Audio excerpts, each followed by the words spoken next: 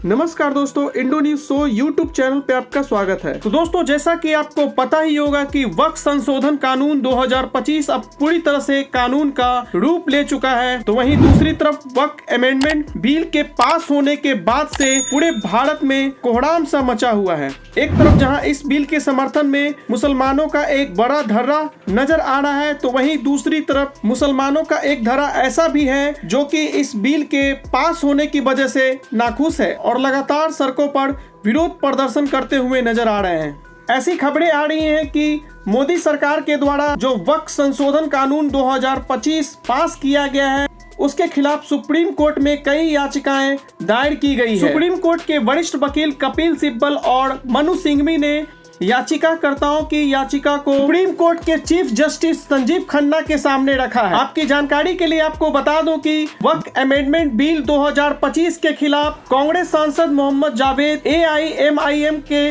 Supremo Asaduddin Owaisi, Aam Aadmi party के विधायक Amanatullah Khan, association for protection of civil rights, Samastha Kerala Jamiatul उलमा और मौलाना अरशद मदनी ने वक्फ बिल के खिलाफ सुप्रीम कोर्ट में अपनी याचिका दायर की है। अब तक जितने भी याचिका सुप्रीम कोर्ट के अंदर दाखिल की गई है, उनमें मुख्य रूप से यही कहा गया है कि यह वक्फ कानून मुसलमानों के साथ भेदभाव करने वाला कानून है। सुप्रीम कोर्ट के अंदर वक्फ संशोधन कानून 2025 के खिलाफ याचिकाकर्ताओं ने अपने दलील में कहा है कि नया वक्फ कानून संविधान के आर्टिकल 14, 15, 25, 26 और 29 का साफ उल्लंघन करता है और हमारे अल्पसंख्यक मौलिक अधिकारों के विरुद्ध है। मुस्लिम याचिकाकर्ताओं ने आर्टिकल 300A का भी उदाहरण दिया है, जो कि संपत्ति के अधिकार के अंतर्गत आती है। सभी याचिकाकर्ता ने कोर्ट के अंदर कहा है कि सरकार के द्वारा जो वक्फ बिल अमेंडमेंट 2025 पेश किया गया है, वह दरअसल संविधान के खिलाफ है। इन याचिकाकर्ताओं का कहना है कि सरकार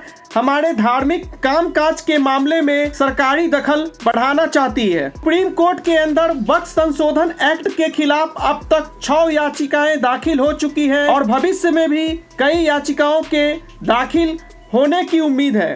सुप्रीम कोर्ट के बड़े वकीलों में शामिल कपिल सिब्बल, मनु सिंघवी और निजाम पाशा ने जल्द से जल्द वक्फ बिल के मुद्दे पर सुनवाई की मांग की है। जमीयत उलेमा ए हिंद के मुखिया मौलाना अरशद मदनी ने भी वक्फ एक्ट के खिलाफ सुप्रीम कोर्ट में याचिका दायर की है। इन लोगों का कहना है कि मौजूदा जो वक्फ बिल पास किया गया है, वह पूरी तरह से असंवैधानिक है और कोर्ट को उसे खारिज कर देना चाहिए। आपकी जानकारी के लिए आपको बता दूं कि इस एक्ट में वक्फ बोर्ड के संचालन रेगुलेशन के नियमों में भारी बदलाव किया गया है। इसी की वजह से तमाम मुस्लिम पक्षकार इस बिल के खिलाफ नजर आ रहे हैं। मौजूदा NDA की सरकार का कहना है कि नए विधेयक से वक्फ बोर्ड का संचालन और भी अच्छे तरीके से हो पाएगा और व्यवस्थित ढंग से वक्फ के अंदर में सुधार किया जा सकेगा। सरकार का ऐसा मानना है कि वक्फ बोर्ड की संपत्तियों पर केयर टेकर्स ने ही अवैध कब्जा कर रखा है। वक्फ बिल के नए बिल में यह चर्चा है कि अब वक्फ बोर्ड आदिवासी इलाकों में किसी भी संपत्ति को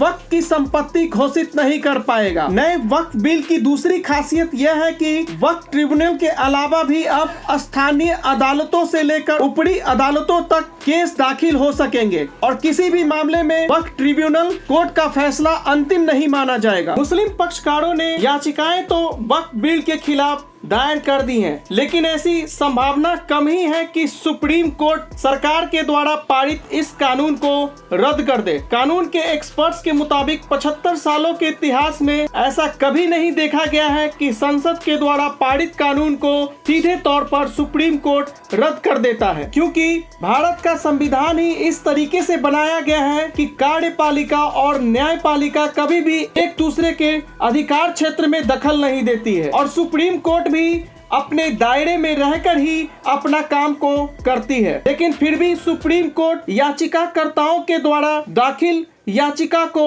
3 कसौटियों पर परखने वाला है और सरकार के द्वारा जो वक्फ अमेंडमेंट बिल 2025 बनाई गई है, उसको 3 आधार की कसौटियों पर वह चेक करने वाला है। सुप्रीम कोर्ट सबसे पहले यह देखने वाला है कि संसद ने जो कानून पारित किया है, क्या इसका अधिकार उसे है। तो वहीं दूसरी तरफ इस कानून के अंदर सुप्रीम कोर्ट यह भी चेक करेगा कि किसी भी तरीके से मुसलमानों के मौलिक अधिकार का उल्लंघन तो नहीं हो रहा है, और तीसरे इस बात का ख्याल रखेगा कि कहीं इस कानून को मनमाने ढंग से तो पास नहीं किया गया है। दरअसल सुप्रीम कोर्ट में दाखिल की गई याचिकाओं का मुख्य आधार भी यही है, और इसी के कानूनी दांव पेच में भारत सरकार को फंसाकर मुस्लिम पक्षकार सुप्रीम कोर्ट के जरिए वक्फ अमेंडमेंट बिल 2025 को रद्द करवाना चाहता है।